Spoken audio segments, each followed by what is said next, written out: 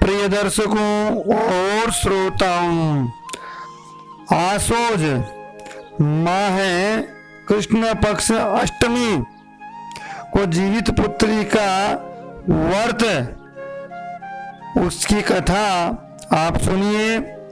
इस व्रत कथा से जो पुण्य है, ये कथा है आपके सामने में सुनाता हूँ।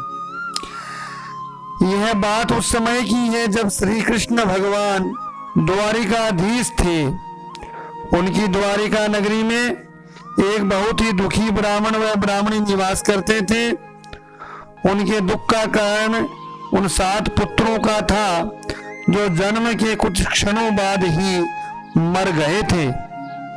बार बार ब्राह्मणी के समझाने पर ब्राह्मण भगवान कृष्ण जी के पास गए और अपनी व्यथा की कथा बताकर उपाय पूछा। तब भगवान श्री कृष्ण जी ने उन्हें सूर्य भगवान की पूजा करने और जीवित पुत्रिका का व्रत करने को धारण करने को कहा, जिससे सूर्य नारायण भगवान प्रसन्न होकर तुम्हारे संकट को मिटा देंगे। उपाय जानकर ब्राह्मण घर आया और ब्राह्मणी को सब वृत्तांत बताया।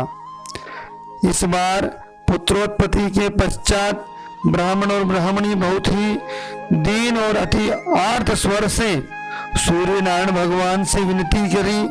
उन्होंने कहा, सूर्य देव विनती सुनो, पाओ दुख अपार, उम्र बढ़ाओ पुत्र की, कहता हूँ बारंबार।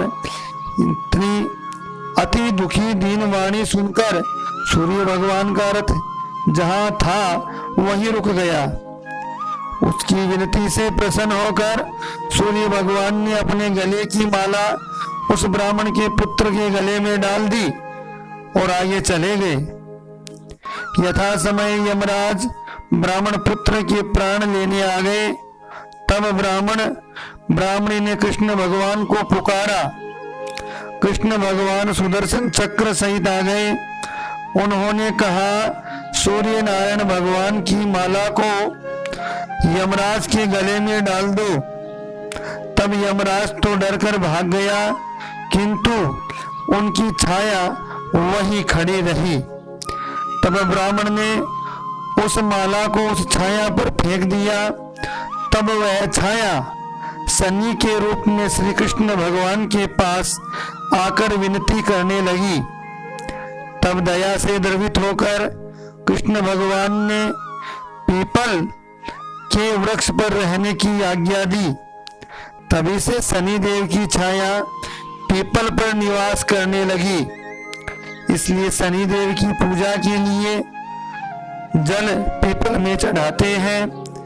इस प्रकार ब्राह्मणी के जीवित पुत्री का व्रत के धारण करने से पुत्र की रक्षा हुई। उसी प्रकार तुम्हारी सखी प्रीति को भी अवश्य संतान सुख का लाभ होगा।